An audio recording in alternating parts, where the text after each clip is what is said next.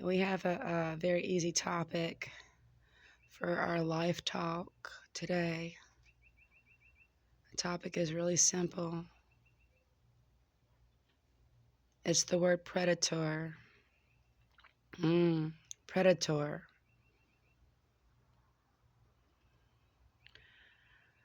Do you feel like you are watching people in the grass? Do you feel like you are waiting for your moment to attack? Do you feel like you are watching stocks and bonds and political events, trying to figure out when opportunity will hit? Do you enjoy going to the thrift stores, not for the items themselves, but to purchase the item to rebuy, thus making a profit?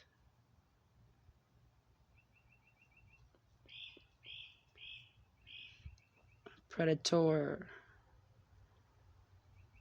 Is a predator always out to harm?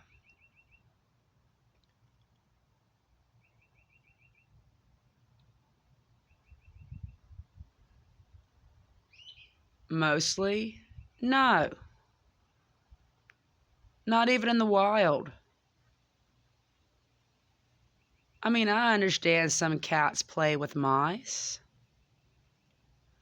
But when the hawk comes down for that mouse, even if it chooses to play with the mouse, it has a purpose. It is not there to destroy the mouse. It is there to gain energy from the mouse.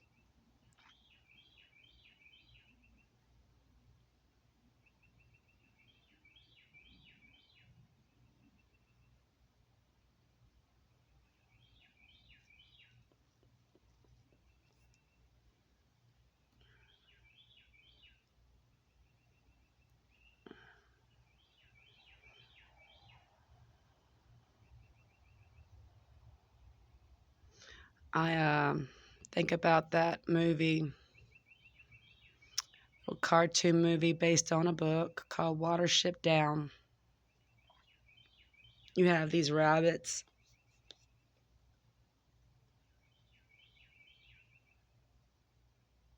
and I've always saw myself as somewhat of a rabbit, but I've also seen myself as the fox. Very much so. I would say that that is my power animal. So, predator, hunting,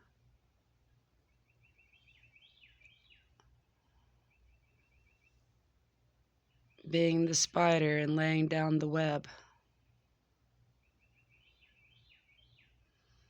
being the deer hunter and putting down those acorn thingies that you shouldn't.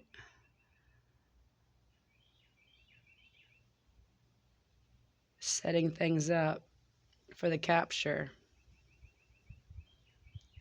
Opening the trap. Opening the trap. That's always a fun one, isn't it? We are predictable. People as a whole are predictable. They may seem unpredictable, but even in their unpredictableness, there's predictability. If they have done something once, they'll probably do it again and again and again and again, unless they have some sort of ethical awakening or unless they change their path in some way. Or maybe a death in the family. There has to be something that causes a great change. Otherwise, it's repeated behavior. everything we do. Repeat, repeat, cycles, circles. Find your own cycle, then you can at least be aware of it. Just like another video, we say we take us wherever we go. So if we change locations, because we were talking about last time about being the prey, if we change locations, we're on the run, right?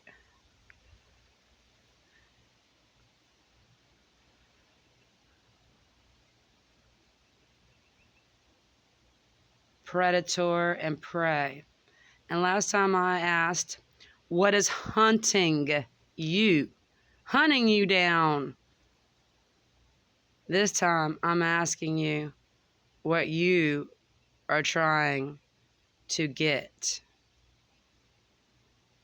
What are you trying to get? Maybe it's something like freedom. Ooh, how could it be freedom? Oh, sweetie, it could easily be freedom. People always try to attack that. What are you talking about? What are you talking about? Of course it could be your freedom. You got to set the trap. And normally who's setting the trap? The prey. The predator normally isn't the one who even sets the trap. The predator is too busy with lofty goals and unimaginable heights of whatever it is. They're blinded by the pursuit. They're blinded by their pursuit. They have to be a little bit more detached from it in order to set a trap. Otherwise, they just go head first. They go head first into it.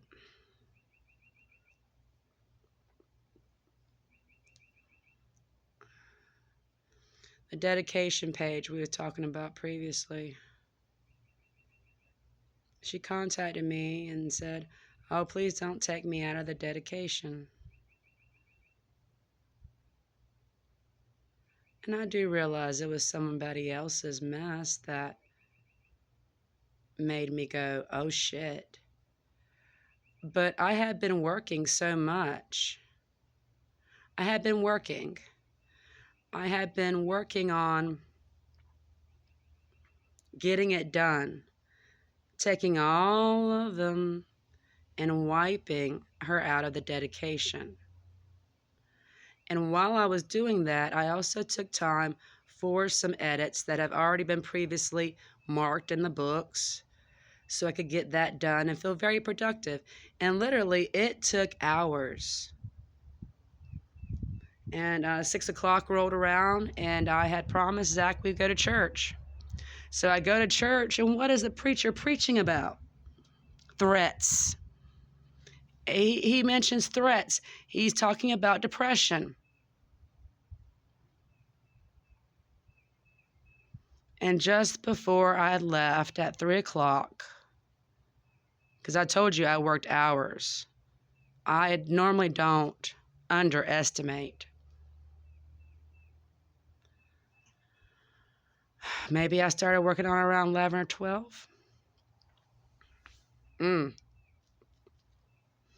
So this little comment of Desire got the ball rolling because she don't want to be in it. Otherwise, she'd kept my name out of it.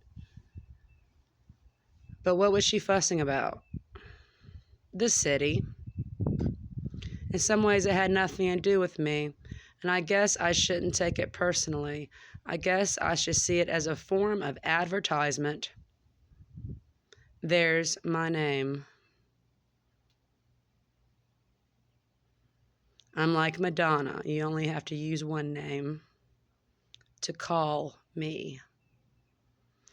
And I said, okay, well, I will take you out. You know, I didn't mean to upset you. I was just trying to be nice. It's not a big deal. I'll take you out. So then I proceeded to do that. I knew it was going to take some time. And then at 3 o'clock, that's when I picked up my phone and saw that threat. And at 6 o'clock, I had to go to church. Because I promised Zach, because Zach didn't want to go in those fancy clothes to church because he felt like the preacher. So instead, we made little cutesy videos. And Zach looks so nice, but he don't want to look nice. He wants to look average. As he says, normal. As I would say. Trying not to stand out amongst the crowd.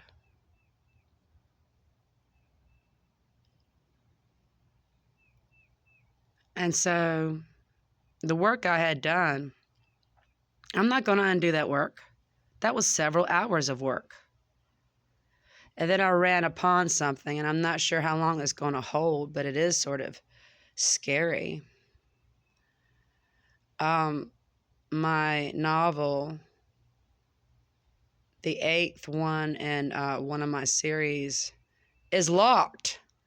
I did not lock it. Oh, I did not lock it. So I was at a loss. And that's when I picked up the phone and saw that she didn't want to be taken out to begin with. And I thought, well, that's good because the 8th one is locked. And there's a group photo in it, in the back, that I was not thinking about. Because I quoted her that she was in one book. But that 8th book was like, oh yeah. And it was that she didn't want to have her photo in it.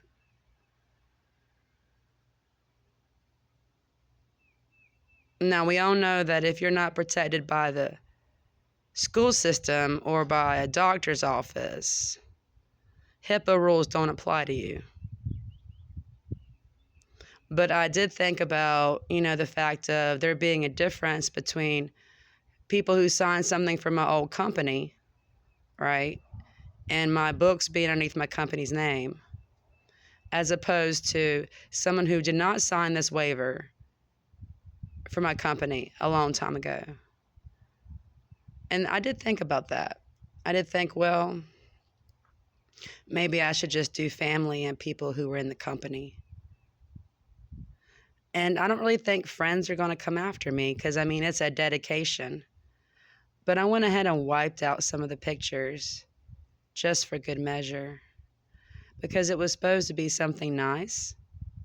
And it wasn't originally supposed to be that way. It was something that Zach wanted because he wanted his photo in the book because my photo was there. So you have to pay attention.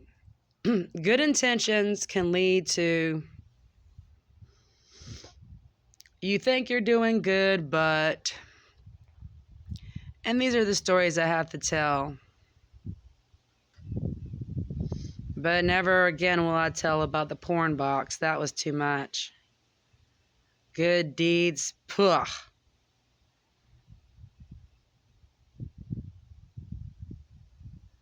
Ugh. I guess I will since I mentioned it. How much time do I got? Alright. I gotta get ready. I knew somebody who worked for the computer company ABN. They sold porn videos. So when they closed down because of the crash, internet, technology, I got a whole big old box of it from one of my friends. And he was a gay guy, so he gave me nothing but that kind of video. And it was in a big, humongous box. And of course, I don't even watch it at all. So I didn't want it. It might as well have been something I was allergic to. I didn't want this big old box.